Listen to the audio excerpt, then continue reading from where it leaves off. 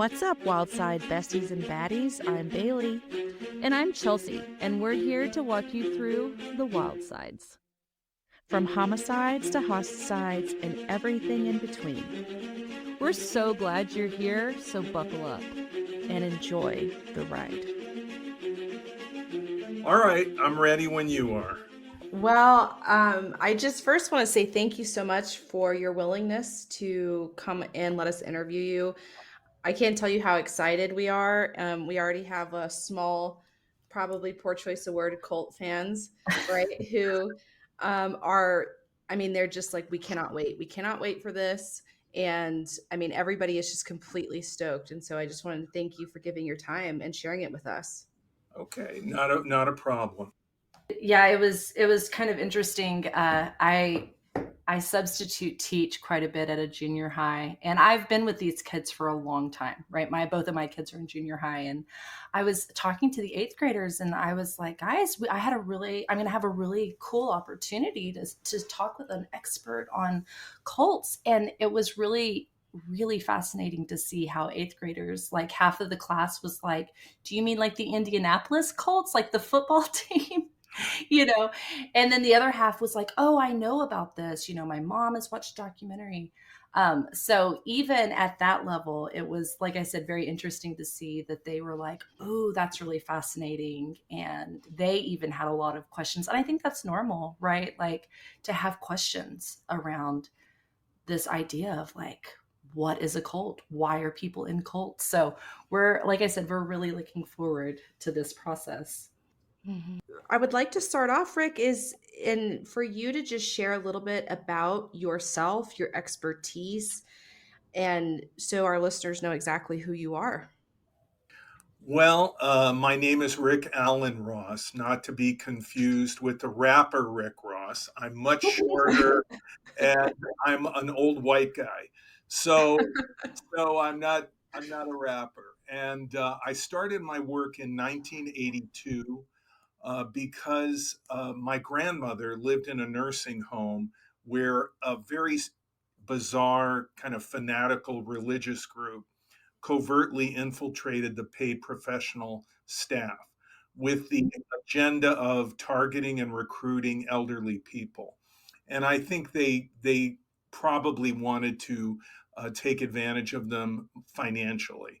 So my grandmother was confronted. She was very upset by that confrontation, and she made me aware of it. And then I became an activist.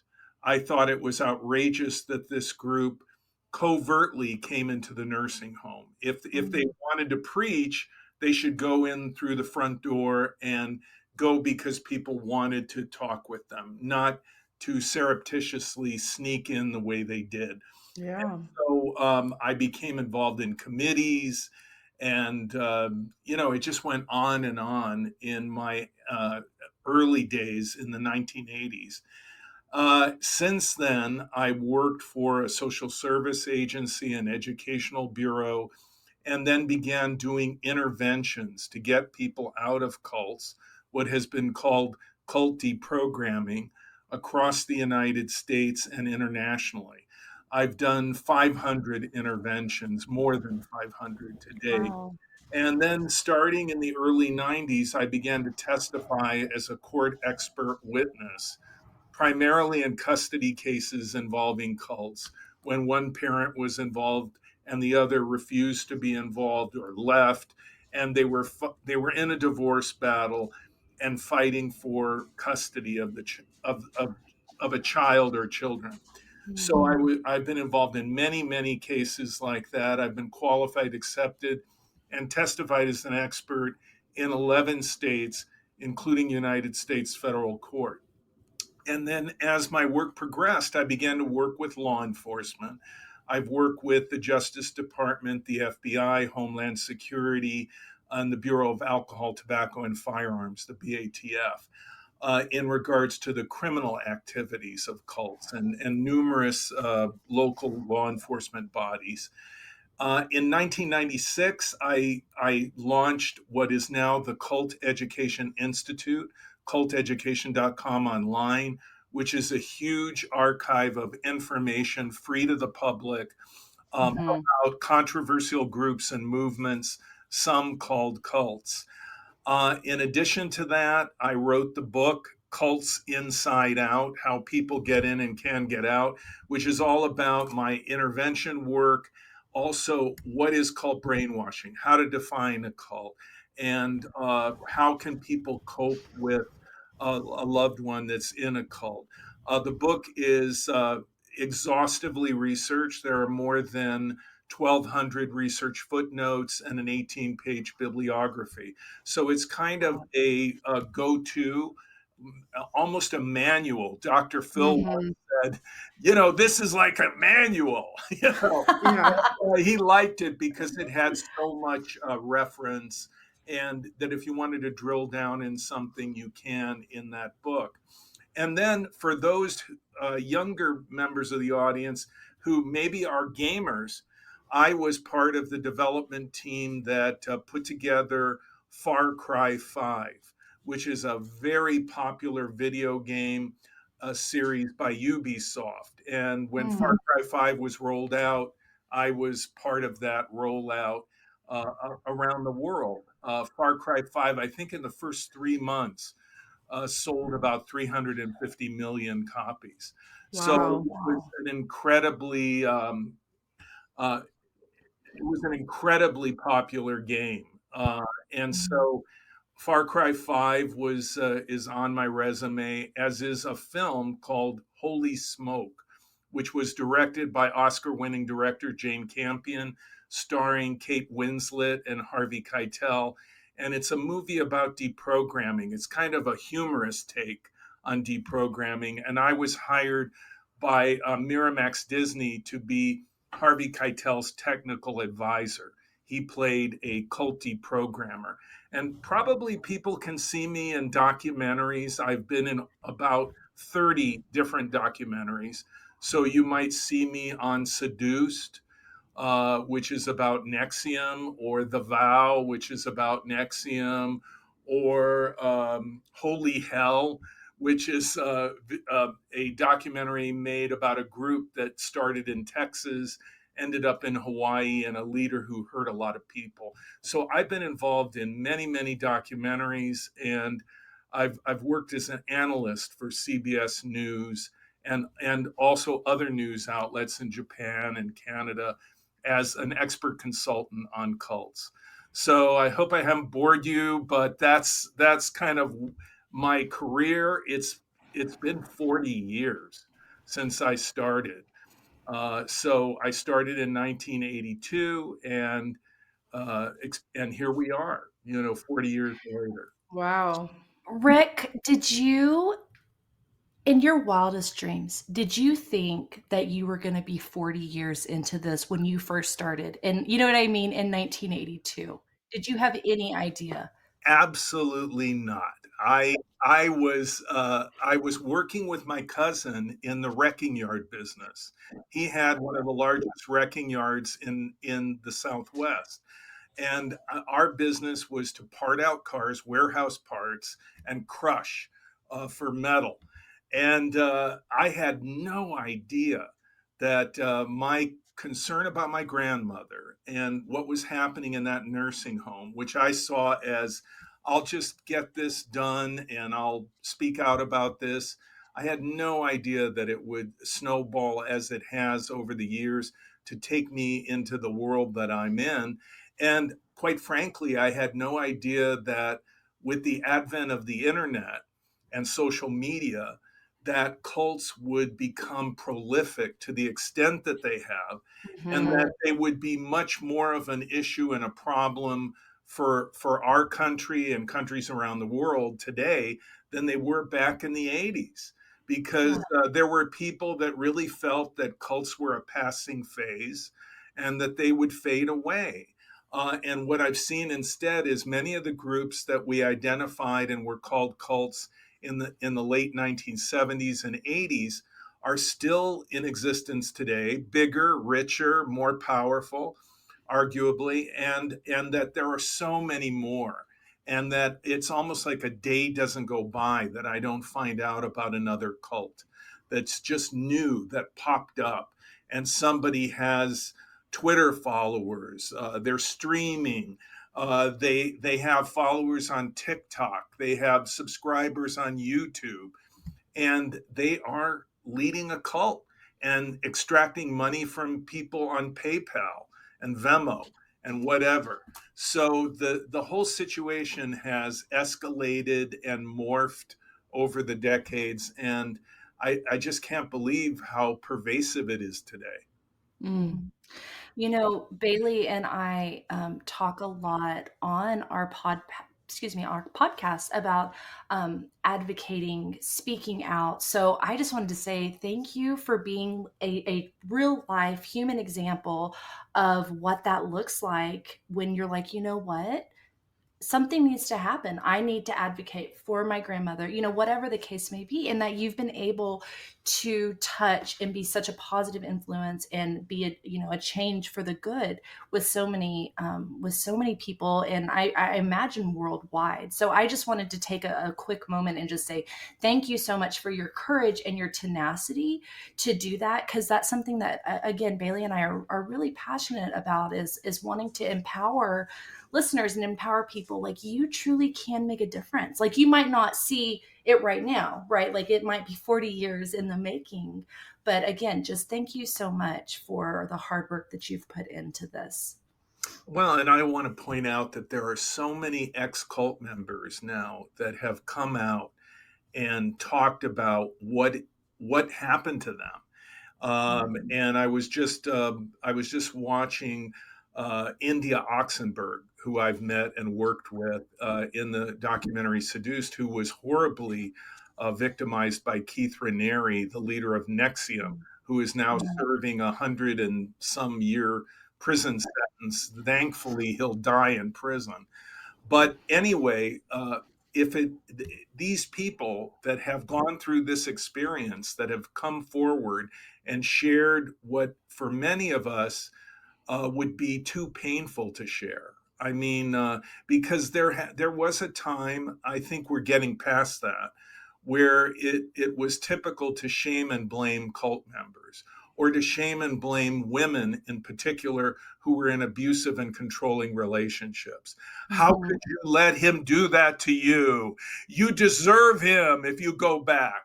And there was little, if any, careful analysis to understand the dynamics of abusive, controlling relationships. And now, since the Me Too movement and the greater awareness about abusive, controlling relationships, I think we can better understand what goes into that, and the isolation of the people involved, and how they have been gaslit or gaslighted, as we say, and manipulated by the abusers that control them. And, Mm-hmm. and I think that if you can understand that dynamic, just expand that out, and that is a cult. So a cult leader is like an abusive, controlling, malignant, narcissistic cult leader. They frequently are sociopaths. They're often described as psychopaths, which means they have little, if any, empathy or even sympathy for their victims. And these are the people that I have learned to deal with over a period of years. I've met many cult leaders, and honestly, they're almost all the same. Same personality, same dynamic, same narcissism. It's sickening, and at the same time illuminating to understand how much alike they all are. Yeah. And that was going to be one of my questions, and I'm sure you get this all the time, is if there was kind of like a common pathology for cult leaders. And it jives with what you were saying with the personality disorder, the psychopathy piece. And they're also typically, I imagine, if it's because as a therapist, I work a lot with personality disorders, specifically narcissism and that kind of thing. And I mean, they can charm anybody. They're very charming, they're very charismatic, they're very manipulative, but you don't get those tingly senses that they're being manipulative when it's happening until you are removed. You look back and you say, holy crap, this whole time, this was an under layer of total manipulation.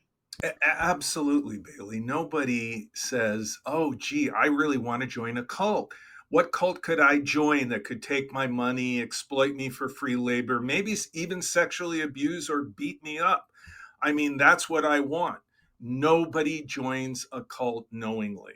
So it's Mm. like a bait and switch con.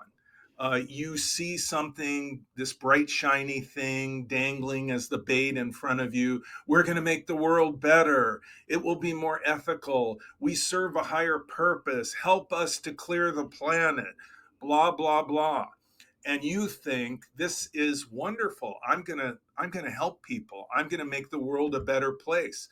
This is my idealistic pursuit. And I feel special and blessed to be Mm. part of this. Mhm. And then, of course, many cults use religion. So they'll say, oh, this is what God wants us to do. This is what Jesus really wants. The Holy Spirit led me to tell you this. And so people believe that what they're following is God, they're following the Bible, when in fact, what's really happening is that's a mask. And behind that mask is a cult leader who is using that facade in order to trick and trap people in a destructive cult. Mm. So what you always want to look for, I would call this the nucleus for a definition of a destructive cult. And I have a chapter in my book dedicated to this, which is, I think, the core elements of any destructive cult. And this was originally written up in a paper, Cult Formation, by a psychiatrist who taught at Harvard, and it was published at Harvard. And the title of the paper is Cult Formation by Robert J. Lifton. So there are three core characteristics. Number one, you have an absolute totalitarian leader without any meaningful accountability who becomes an object of worship as the original principles that supposedly were what the group was all about fade. And that leader is the defining element and driving force of the group. Whatever he says is right, whatever he says is wrong, and that's the single most salient feature of a destructive cult.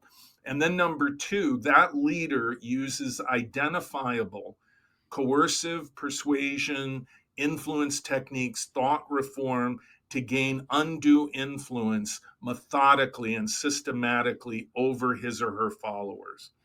And then Mm. finally, number three, if this is a destructive cult, the leader uses undue influence to exploit and do harm to the members.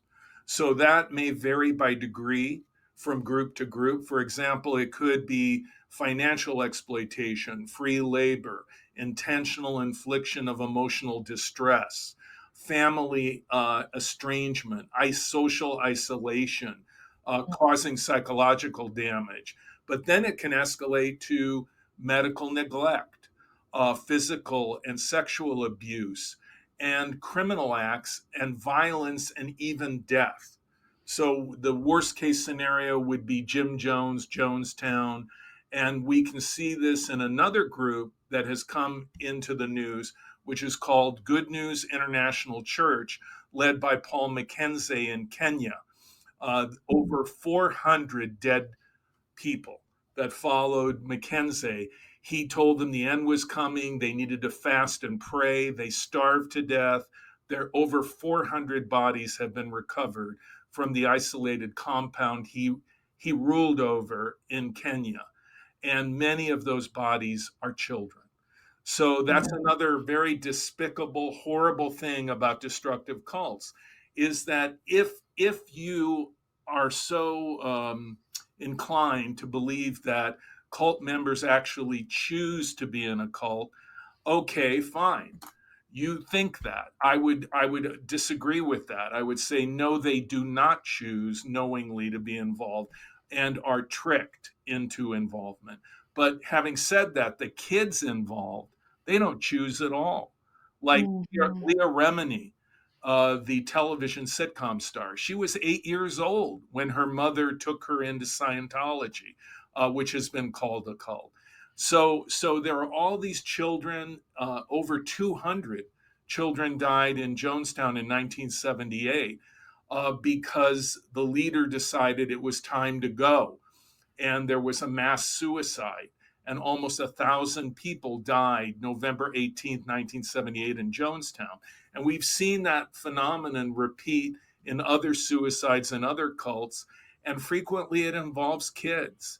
And kids die from abuse, they die from medical neglect. Right now, you may know there's a story of 6 adults, I think, excuse me, 4 adults, 2 children have disappeared in regards to a group called the University of Cosmic Intelligence, led by Rashad Jamal White, who's in prison for child abuse. And these mothers and parents have disappeared with small children. No one knows where they are. And the suspicion is that they are being directed and controlled by a man who is in prison, Rashad Jamal White. So children are completely helpless. They are brought into cults by parents. They depend upon their parents to protect them and make value judgments for them, make choices in their best interest. But when parents are under the undue influence of a cult leader, they are not thinking critically or rationally. And frequently, what happens is that children are involved and children suffer. And that's another dimension to the cult phenomenon that I think people don't often think about. Um, that's it's so fascinating. I mean, I think that goes without being said. So, Rick, a little bit, I'm going to take it upon myself to tell you. So, my sister works extensively with addiction, and she's absolutely amazing. She's so talented. I'm going to toot her own horn. I'm going to toot her horn because I know she won't toot it. But when you're talking about this, when you were like, when somebody is under that influence of a cult leader, they act in a way that might not be normal pre cult involvement. And I just kept thinking, I hear Bailey talk about this so often in the realm of addiction, where it's like the sober individual probably would never, but when that person is in his or her addiction, that's when these things become possible. Do you see that it almost is like an addiction for these people that are in a cult? I know that's a bit of a stretch, but I don't quite see it as an addiction in any conventional sense. Let's uh clarify a few things. First of all, the drug dealer, the liquor salesman at a liquor store, is not trying to manipulate their customer base. They're not going to tell people, don't see your family, don't have anything to do with your old friends, stay with me, live in group housing, come to constant meetings with me to reinforce you as a client. I just don't see that in the liquor business or the drug business. Almost like that hijacking stage, right? With addiction, it's like your brain is hijacked and you act against your better morals and values. Is that kind of what I'm hearing you say, Chelsea? It's almost like yeah. a behavioral form of a hijacking with your frontal lobe or your moral status or Let me just say compass. this in answer to Chelsea's question. I think that what I would say is let's take a drug or alcohol intervention as opposed to a cult intervention. When you do a Mhm. drug or alcohol intervention, I think there's an implicit given or an understanding that heroin is not good for you, that Mm. drinking a quart of gin a day is not healthy. Mhm. Whereas when you're dealing with the cult member is going to say, I think what I'm doing is wonderful.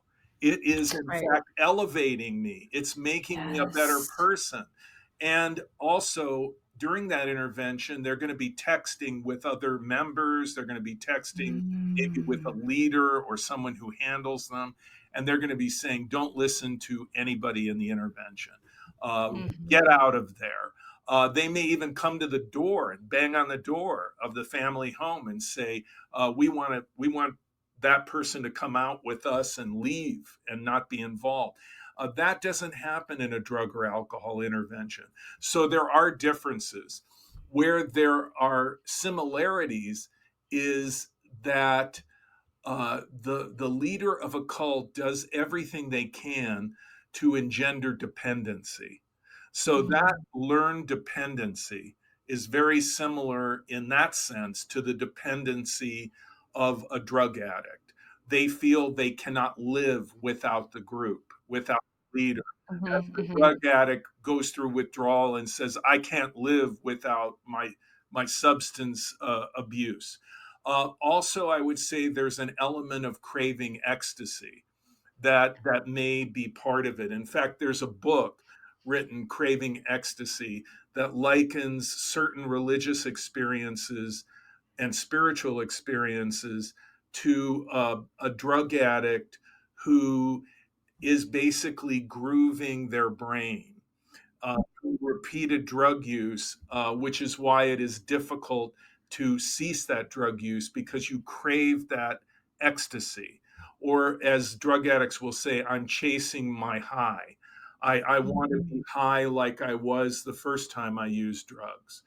And of course, then they're playing a balancing act regarding withdrawal.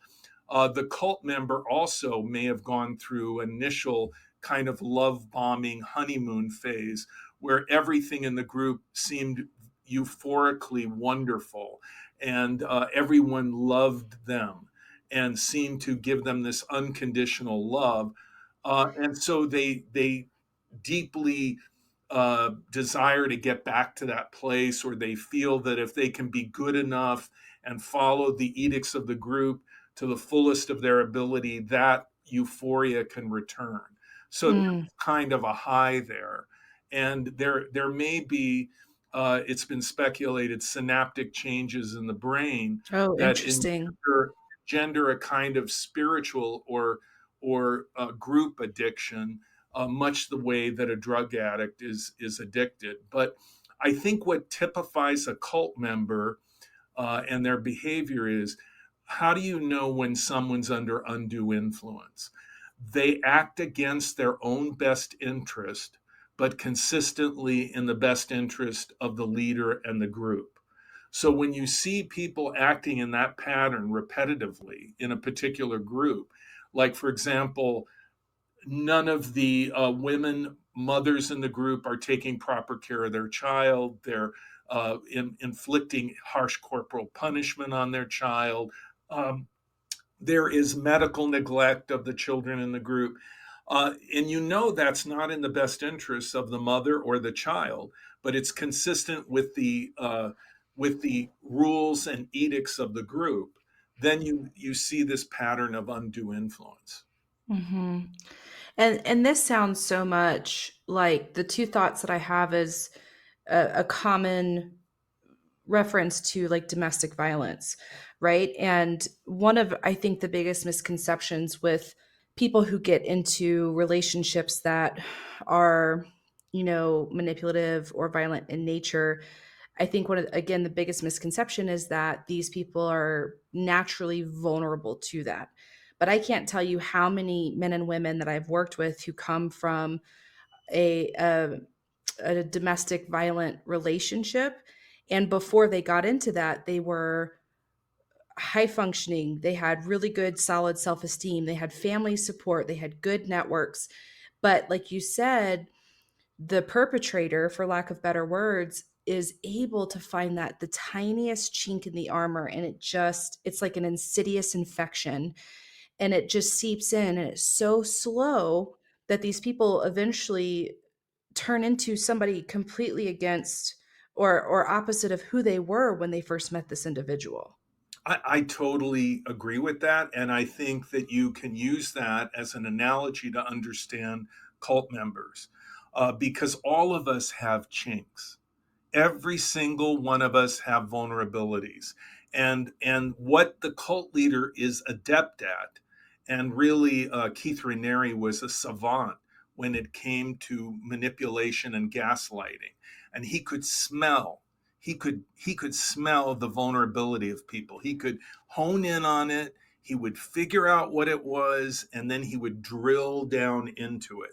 And so it's a question of, in many ways, timing, because we all go through bad patches in our lives when we're more vulnerable than we would otherwise be at another time. Maybe we lost our job. We're going through a divorce.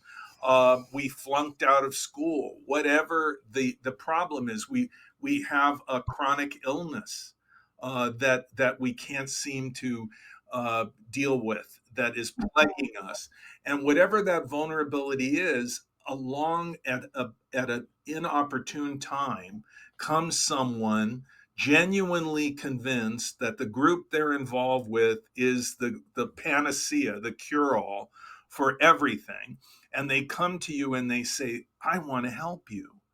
Can I help you, please? Please let me help you. I want to share with you what has helped me. And it can help you from whatever your problem is. And at that point, you're looking for relief. You're looking for answers. And this person comes along, and it might be a coworker, it could be a relative, it could be a sibling, it could be an old friend, and this person, or a romantic interest, and they come across you at a time, or they come to you at a time that you're vulnerable, and they tell you what they genuinely feel as a true believer is the answer, and you trust them. And so you go to the initial meeting, the activity, or whatever, having no idea that you're getting involved in a destructive cult. And let me tell you, Bailey, I have deprogrammed 5 medical doctors. One was an orthopedic surgeon, one was an anesthesiologist, one was a pulmonary specialist. These were not stupid people. They were conned. They were conned into belonging to a group that they thought was an answer to issues that they had, or to the world being a better place. And they joined up, and then they found out much later that this was a specious group, a questionable group. And then there was an intervention to literally deprogram them out. And they are medical doctors. I also work with a clinical psychologist who was in a horrible abusive, controlling relationship. And and it was virtually impossible for her to get out. So her parents retained me. I came in at one of the intervals when her husband had beaten her up, and she fled the home, and she came to her parents, and her parents had been through this before, and they brought me in, and my job was to help her to understand why she should not go back. And it was very difficult. And this was a highly accomplished woman, a clinical psychologist. And she actually thought, and I don't say this to objectify her, other than to underline this, that she felt I'm ugly. And this was a beautiful woman, about 30 years old. And I just found it very interesting that she believed that what her husband had repeatedly told her, which is, you'll never have love like my love. You'll never have a man other than me. You're an ugly, fat person. And she was not anything like that. In fact, she was the breadwinner. She was the one that was accomplished. He was a freeloader. And the only thing he could do well was manipulate people. Yeah. And so how many of us know somebody who was in an abusive, controlling relationship? I think practically everybody. And that is a miniature version of a cult. And I would call it a cult of two. The controlling abusive partner is the leader, the cult leader, and that leader only has one person. And what do they do to get that person under their control? They socially isolate them. You'll hear people say, oh, this lady I know, I used to be really good friends with her, but now she doesn't ever call me or anything. And ever since she's been with him, in this relationship. Right. So that's what happens to people in a cult. They become cocoon, they become socially isolated by the influence of the leader and the other members, and they're not hearing any alternative perspective. All Yeah. they hear is what the leader wants them to hear day in and day out. If it's a discussion about the group and the values of the group, they might go to work, they might even have their own apartment or house. But when they discuss what the group is all about, it's only with other group members that are reinforcing the leader's view and locking the person in. And that's a big red warning light that someone's in something that's not good if they're becoming isolated, cut off, and inaccessible as a result of their involvement in a relationship or as a result of their involvement in some new group with some new leader. Hmm. Rook, I feel like you probably know that this question is coming. But when you talk about deprogramming, and I'm sure that you could probably spend just hours upon hours talking about what all the ins and outs of deprogramming. Can you give us kind of the cliff notes, or like the quick version of essentially what, I mean, I think we know what it is, we can kind of piece together, but like, what is your role? What are some of the techniques that you do when you are asked to um, deprogram? And also, are you asked to deprogram, or are there situations where you take it upon yourself that you're seeing something and you're like, hey, if you don't mind, I would like to work with you? How does that work? No, it's always by request and it's always on a voluntary basis. Years ago, there were involuntary deprogrammings, and that would be when someone was held against their will. And there still are with minor children or court ordered conservatorships, but that's rare. Typically, what happens is a family will retain me, a spouse will retain me, adult children of a parent who's involved in a cult will bring me in, and it begins like a substance abuse intervention as a surprise. You don't talk to the cult member and say, "Oh, gee, by the way, on Wednesday, could we get together for a cult intervention?" No, Right. because then they would talk to the leader, they talk to other members who would sabotage any effort that was being made. So it starts as a surprise, but after that point of initial surprise, it's up to the family or those concerned to persuade the person to stay, and they stay because they decide I will stay.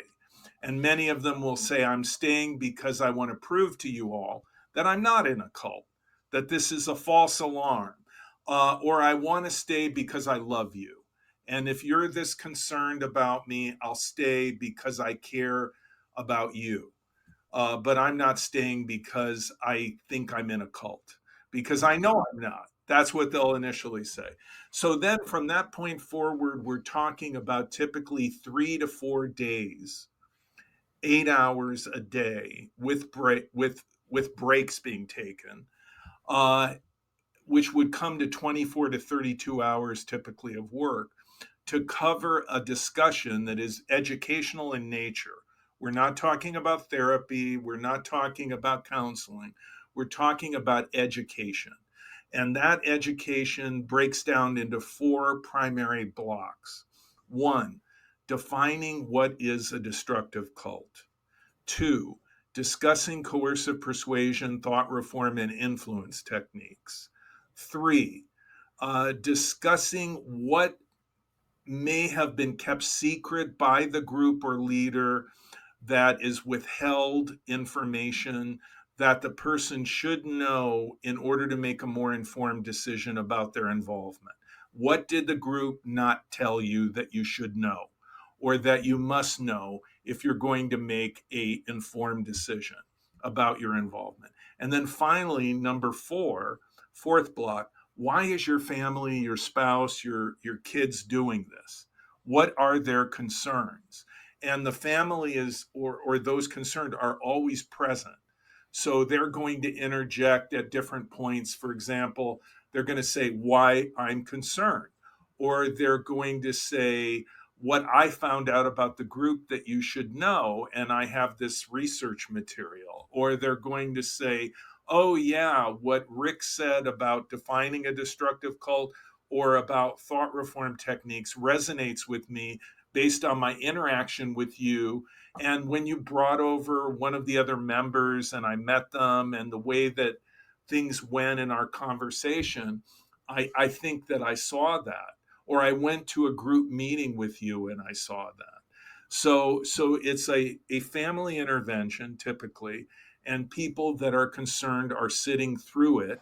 And it's going to take 3 or 4 days. And then hopefully at the end of that time, the person will say, I'm going to take a break. I'm not going to go to any more meetings or be involved in this group for a while. And I'm going to reflect. I'm going to do more independent research. I'm going to read and so on. Or they may say, now that I know what you've shared, I'm done. I'm done. And so about 70% of the people that I work with will decide to take a break or leave entirely the group at the end of the intervention. Okay. But about 30% will typically leave in the first day and say, I don't want to participate, or they'll leave early on. Rarely will they stay 3 or 4 days and then decide, yeah, the group is fine. That's very unusual. And if they do decide to take a break and leave, very few of those, less than 1% historically of the people I've worked with, will then later somehow say, well, I changed my mind, I'm going back. So that is pretty much the intervention process. And as I said, I've been doing these interventions for it's been over 40 years. And I've done over 500 of them.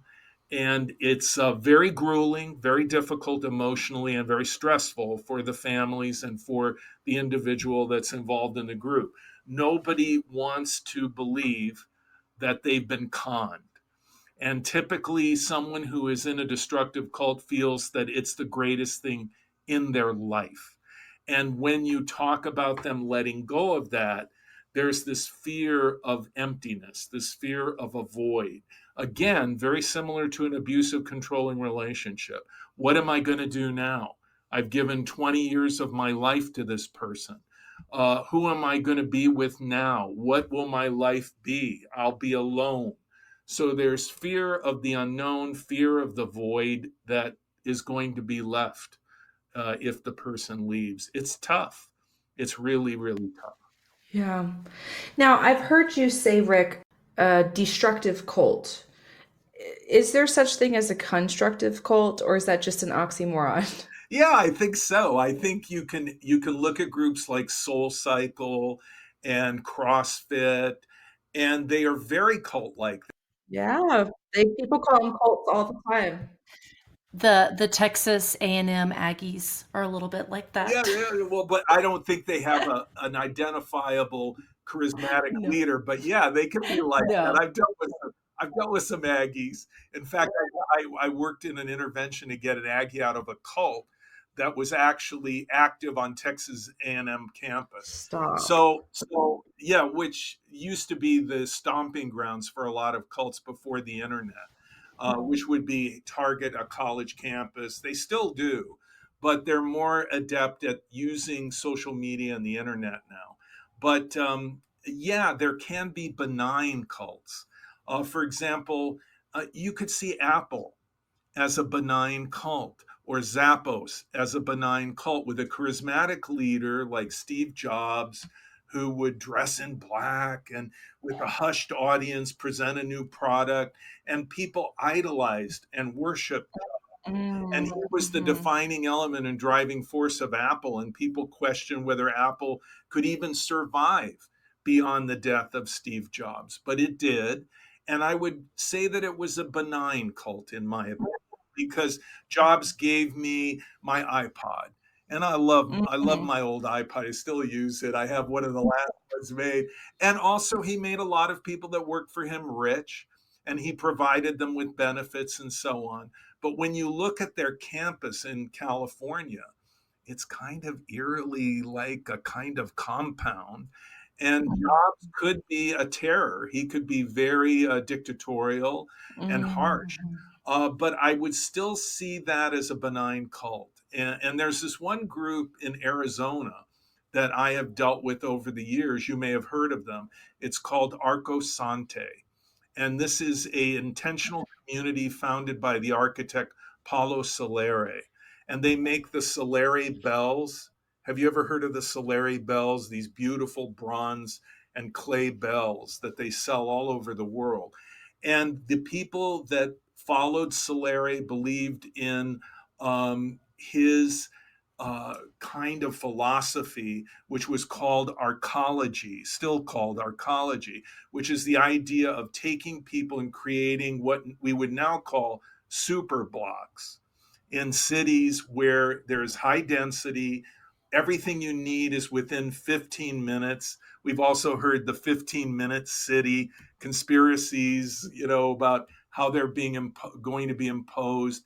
But the idea being less need for cars, more focus on immediately accessible, education, entertainment, shopping, and so forth. Paulo Soleri believed this was the wave of the future, and he created an intentional community north of Phoenix. People would go there, work for next to nothing, make the bells, believe in the philosophy. But Paulo Soleri never hurt anybody. And he died peacefully in his 90s and left all the assets of Arcosante to the Arcosante Foundation, which continues to this day. So I think it's possible to have a charismatic leader that is the defining element, driving force of the group, have a kind of group mindset that comes about through intense indoctrination and maybe even an element of social isolation. But if you do no harm, then it would not be described as a destructive cult, but rather possibly as a benign cult. And Okay. I think such groups exist, but when leaders have absolute power, it tends to, as they say, corrupt absolutely. Right. Right. That was kind of my thought or question, Rick, when I was listening to this is in your experience, have you found in the research that you've done, have any of these, notorious cults that did become malignant, did they start as benign? Or do you find that that personality, that leader kind of always had a more corrupt approach? Like, did you ever see where it started out as kind of a no big deal and they then just got deeper and deeper and then it kind of turned sour, if you will? I would speculate about that. I mean, because we don't know what is the heart of Mhm. this leader, what is the mind of this leader from the very beginning. But Charles Diedrich, who created Synanon, which was the drug rehabilitation community that became a notorious cult, he was the man that gave us the adage, "Let today be the first day of the rest of your life." And Diedrich came out of the AA 12-step kind of mindset, and he created Synanon, which became a horribly abusive, destructive cult. And ultimately, he would be convicted of crimes. There was an attempted murder of a lawyer who was a friend of mine, Paul Morantz, who represented the victims of Diedrich in a lawsuit against Synanon. They put a rattlesnake in his mailbox, and he almost died and had complications for the rest of his life because of that attempt to kill him. So Diedrich may have begun with the idea that I'm going to help people. People are going to stop drinking. They're going to stop drugging. And he did help hundreds, thousands of people to stop their addiction. But in the end, the group became corrupted, I think, by the fact that Diedrich had no checks and balances on his power. Another example would be the Duggars and Bill Gothard. I mean, the Duggars, I think the family, probably the parents, had good intentions. They wanted to raise good, wholesome kids, and they followed the teachings of Bill Gothard and the Institute of First Principles. And many families, Christian families, followed Bill Gothard. And later, Gothard would be exposed as something of, just the worst kind of abuser, and he would be implicated in scandals, and his organization would be under scrutiny, as it has been, as the Duggar children that have left the family have exposed what was wrong with the Duggar family, and probably still is. But the point is, in the beginning, was Bill Gothard trying to help people? Perhaps he really was trying to help people, and he earnestly felt that he could help people. And probably where he missed the mark was that if he was truly a spiritual, believing Christian, he would have left it up to God and the Holy Spirit rather than impose his totalitarian control upon people. And so, in the end, maybe Gothard's frailty was he didn't have enough faith that God could change people. And so he thought, I need to help God.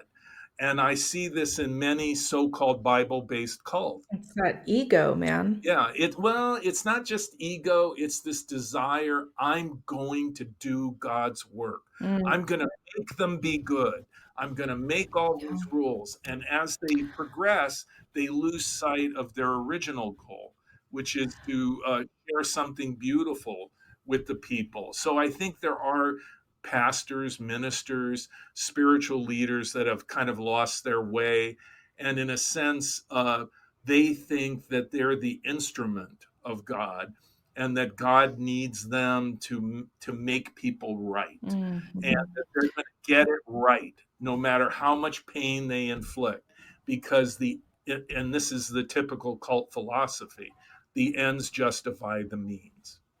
Correct. Yeah. And yeah, and I mean, I that could be a whole nother episode in itself. But yeah, I mean, as a Christian, you hear verses like "faith without works is dead," right? And so you get into this mindset of I've got to work, I've got to be the hands and the feet, and I got to do something, right? It can be confusing if you don't have a good community, if you don't have a good mentor, if you will, if you don't have somebody who's like, A sounding board.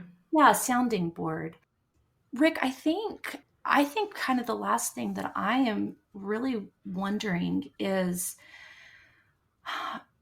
if you personally have a sneaking suspicion that you might be involved in a cult, either a cult of two, or a verifiable cult, or if you have a friend or a family member, what are some things that you can do to get off of that path? And again, I know that that's a really broad question, but do you have kind of a step one that can help you maybe shift that? Like a preventative aspect. Right. Well, I would say you start testing it. Mm, You start doing things that test whether or not the group is authoritarian and if not totalitarian. So, for example, mhm. what if I want to take a break? How do people feel about that? Yeah. Is there a legitimate reason to take a break, or am I judged for that? Do I feel that I can never be good enough? Do I Mhm. feel that? Do I feel in my relationship that I can never be good enough to please my partner, or that I can never be good enough to please this leader in my church or my organization? And do I feel like I'm a rat running on a wheel going nowhere? I mean, what is going on? And if you're in a church, do I feel like my salvation is a question? Do I feel that I'm not sure? Why am I in a church? And maybe I've been in this church for years and I'm not sure that I'm saved. What the heck is going on here? I mean, the thief on the cross that was crucified next to Jesus knew that he was saved. That's such a good point. And he was a nice guy. Why don't I know that? And also, let's get down to nuts and bolts. Is there financial transparency in the group that I'm involved with? Or do I not really know where the money goes? What kind of governance does the organization or church or group that I'm involved in have? Is it a totalitarian dictatorship where we have one leader for life and there is no accountability through an elected board or checks and balances? I mean, what is that? Mm-hmm. Uh, and finally, am I socially isolated in my relationship? Does my partner think that all my old friends need to be scrutinized? Is he or she jealous of any of my relationships that I have? Is my family becoming estranged from me as a result of my deepening involvement with this group or with this individual? Am I alone? Who can I turn to? Is it increasingly only other members of the group that I can talk to, or only my partner that is in my life by and large?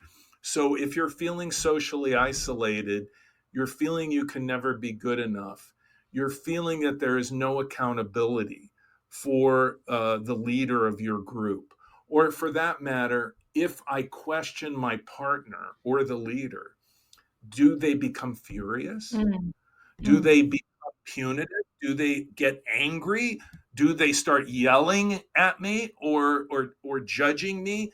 Or do they calmly answer my questions and deal with my misgivings in a reasonable and thoughtful way? These are things that you want to look at. Now, if you have a friend or a loved one that's involved in a bad relationship or a questionable group and you're concerned about them, first of all, don't judge them. Don't be confrontational. Instead, listen to them, be patient with them, be loving to them, make them feel that they, and this is what you want as an end result, that they feel that if they leave the relationship or they leave the group or the leader, that they have a support system, that they have people that love them, that are their everlasting safety net, that though they think that the group has unconditional love or that their partner does, in fact, they probably don't, and their love is highly conditional. But you, as a family member, as a friend, your love is unconditional. You're not judgmental, and you're there for them. And then you want to read the literature. Of course, I'm going to plug my book, Cults Inside Out, Please. and Yeah. there are other books as well, and you want to be understanding and know how cults operate, how abusive controlling relationships operate, and then you can consider your coping strategies as you can read about, and also whether or not you feel that you want to do an intervention. What you may do is just wait for them to decide they're going to take a break because of something stressful or horrible that happened that they are shocked by in the group Mm-hmm. relationship, that they step away for a while, and then you may want to expose them to what you've been reading, and again, don't judge them, don't blame them, don't shame them, because then you're going to make them feel that the only way to go is to stay, because that way they won't be humiliated or ridiculed. Right. You want them to feel that they can walk away with their head up, with no shame and no blame. Yeah. I love that so much. And I I have to say I just am so appreciative of this deep dive into cults because to be frank with you, to be completely vulnerable and honest, I was telling one of my friends and I was just like, I hate cults. I think cult leaders are stupid. I just hate it. I hate it so much. And I still don't particularly like cult leaders. Okay. So I want to be really, really honest about that. But I think like how you were able to explain it to me of being kind of paralleling addiction and domestic violence on some levels, like that was able to tap into to my stuff, and I can go, okay, okay, and now, okay, I don't know what you did because you're charming and charismatic and you're getting me to be enlightened, and now I'm giddy. So I don't know what you're doing here, Rick. Because right now I just want to be like, I'll be a deprogrammer with you. You want a therapist to come with you and deprogram other cult members? I'm here for it. So Good, good job, Rick. maybe 40 years is too long for you to be in this business, Rick, because it's a little too close to home. Bailey, the cult buster, is coming. But Yes, but please. I have to say, and this is something I'd want to share with people who have left an abusive, controlling relationship or left a cult. Don't blame yourself. It's not your fault. You were taken advantage of, and it is not on you. It is on the predator, not on you. And what you need to do is do the reading, do the research, understand what happened, unpack it, unwind it, because if you don't, it might happen to you again. I mean, I've met people, Mark Vicente, who left Nexium, and he is one of the principal people that you see in the documentary series The Vow. He was in more than one cult, and he called me up after he left Nexium, and he said, "Rick, I think I'm a cult hopper. I'm going from one cult to another, and I'm middle aged and I can't handle it anymore. Help me here." And I said, "Mark, let's work through my book. We're going to cover it together. You're going to do some reading. It's going to take a while, but it's going to be helpful to you to unpack what happened to you and stop blaming yourself and thinking, oh, well, I left that group because the leader, did this. Well, it's not just one thing that she did. He was led by this woman named J.Z. Knight in a group called the Ramtha School of Enlightenment in Yelm, Washington, which has been called a cult. And he did a documentary. He's a documentary maker, very smart guy. Did a documentary that became very popular. You may remember it, called What the Bleep. Mark Vicente did that, equating quantum physics to the teachings of J.Z. Knight. So, which gave her a lot of credibility. I mean, it was a great documentary from the standpoint of his work on it. But Mark didn't want to go and join another group, but he did. He ended up in Nexium, and he said to me, "Rick, Nexium was actually worse than Ramtha. I mean, Keith Raniere is imprisoned for over 100 years. J.Z. Knight is still doing her thing in Yelm. I mean, she's not doing horrible things like Keith Raniere. So my point is, you need to stop the cycle. You need to figure out what they did to you and unwind it and know the warning signs and understand the manipulation to the extent that if anybody tries that on you, that you see it coming a mile down the road. And it's very difficult to do, because when we're in distress, when we're feeling bad about our lives, about our situation, we want to forget the warning signs. We want to just say, no, it's not an abusive, controlling relationship. He makes me happy. Or They're not red flags, they're pink. no, they're pink flags, and they make me want to come deeper, but in reality, we need to really school ourselves on this. One person described it as growing herd immunity. If we as a society, if we in the United States increasingly talk about all of this, then even if we don't see it, someone close to us will. Because many times that's what it takes. We don't have the ability to step outside of it and see it. By design, we are caught up in it. That's the predator's way. catching us up in it. And somebody that we talk to, and this is why they don't want, a predator doesn't want you to talk to people that aren't involved or that are not approved, because they're going to give you an alternative perspective. They're going to say that jealousy that your partner feels is unreasonable. You're becoming increasingly isolated. Why is that? Why are you giving all your money to that group? Do you know where it's going?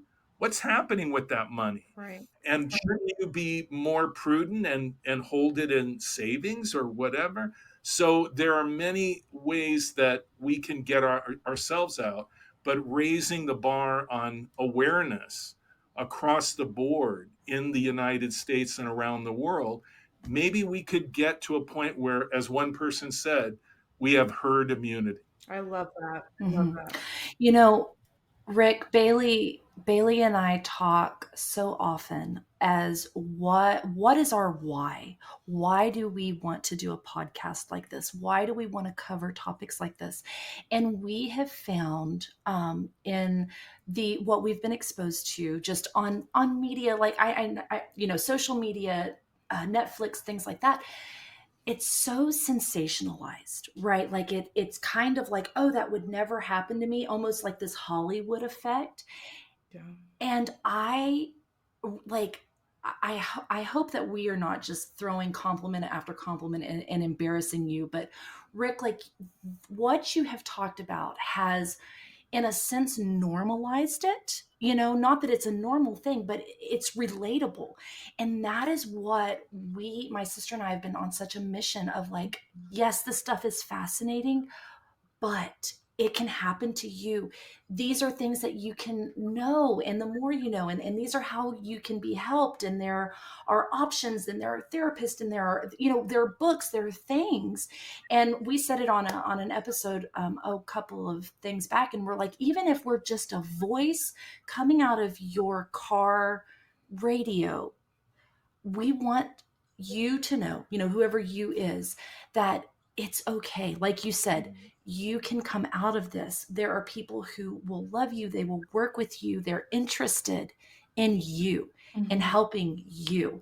And I just, again, want to thank you so much. Like Bailey said, I'm over here. I'm like, I don't know how much I can help on deprogramming, but I'll like make flyers. I can make you guys tea. I don't know. Yeah. No, and I think it's just the work that you do is incredible. And I'm so grateful right now because I feel like a sponge that just was plopped in a bucket of water. Oh, fire hose effect. You have done such a magnificent job of articulating and making it concise and understandable of like what this is, how real is it? It's not a spectacle, it's not fake, it's not hocus pocus, change the focus. I mean, this is a real thing that people experience all over the world, all the time, every day. I mean, you're one person and you've done over 500 deprogramming incidences, I guess. I don't know the other word for that.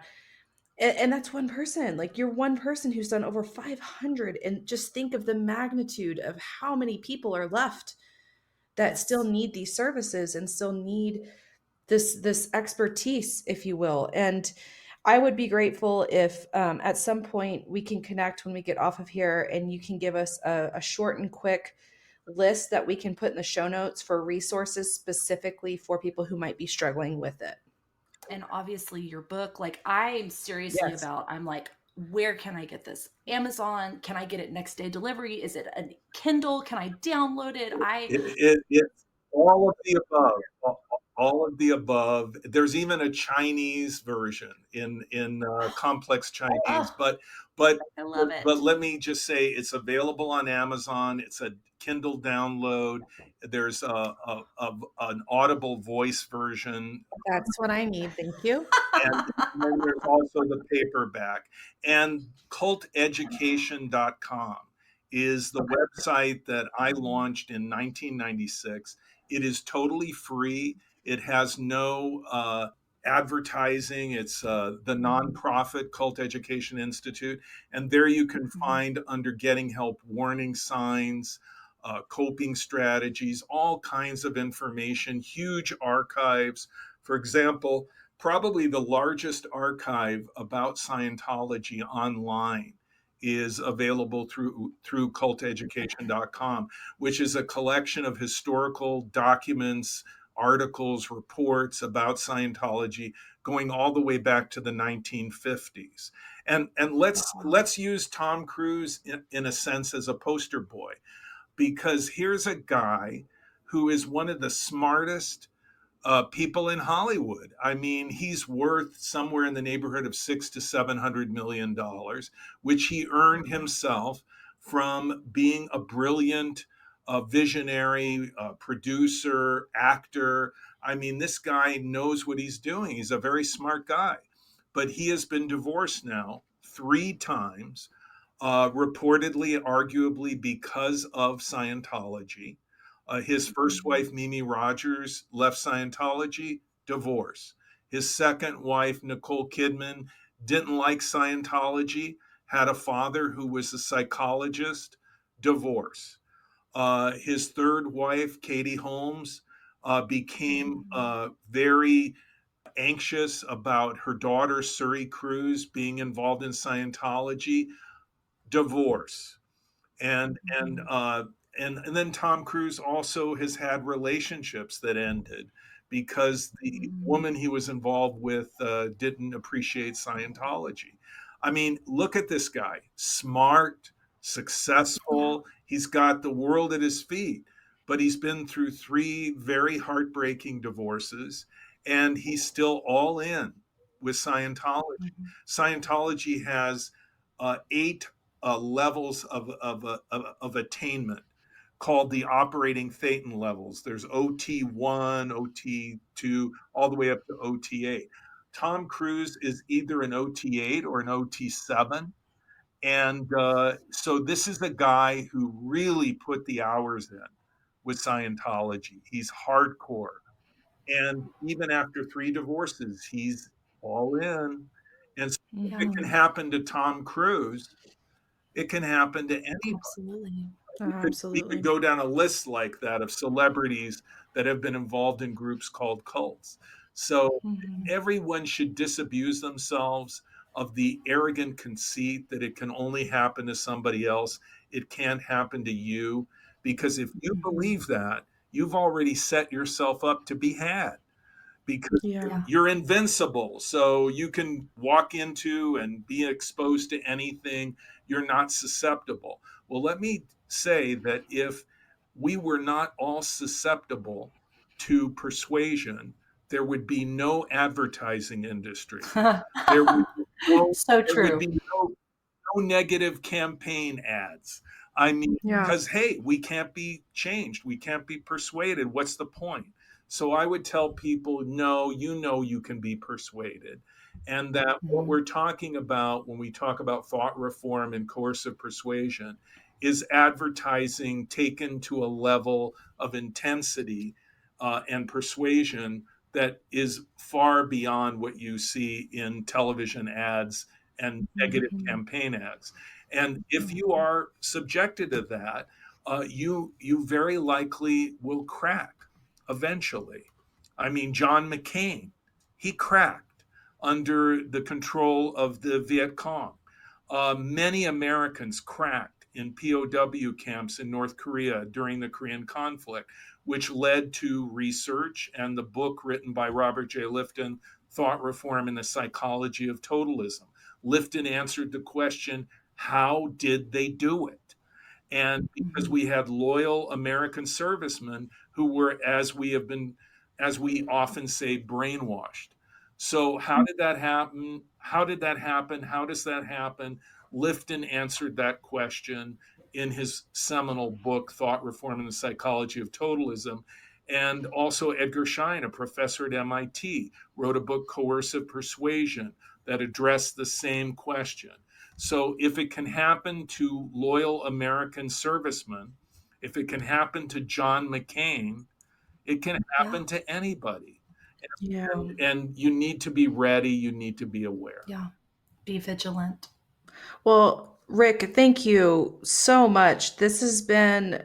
I have had so much fun just sitting here and listening to you share your expertise. I mean, I'm just kind of in awe of just your knowledge and everything that you've done in your lifetime. And I'm so appreciative of what you do. And more than that, I'm just so very grateful that you have allowed Chelsea and me into your space and to share this time with Mhm. us that we can then share to our listeners. And hopefully it can be this gigantic ripple effect. And just thank you, thank you, thank you. This has been phenomenal. Oh, I love it. Well, Rick, again, thank you so much. And I hope that you have the most amazing day. I hope you continue doing what you do, big and small. Write 18,000 more books. Find Please. time. Yeah. Just, never stop doing interviews and giving us information. And Chelsea is here. Chelsea's here to make copies. I'm here to be a therapist to help you deprogram. Just know that we are free labor for your benign circle, right? Well, thank you, Chelsea. Thank you, Bailey. It's been nice talking. We All right. appreciate it. Thank Thanks, you, Rick. Bye. Hey, Wildside Tribe, don't forget to follow us on Instagram and Facebook at Wildside Podcast. Make sure to tune in on Wildside Wednesdays. New episodes will drop each Wednesday at 6 a.m. Eastern Standard Time. We would love to hear from you, so if you have a wild case recommendation, email us at wildsidepodcast@gmail.com. That's wildside with a C. Or share your thoughts in the comments below. As always, if you haven't heard it today, you're loved, you're worthy, and you're valuable. And we'll catch you on the flip side.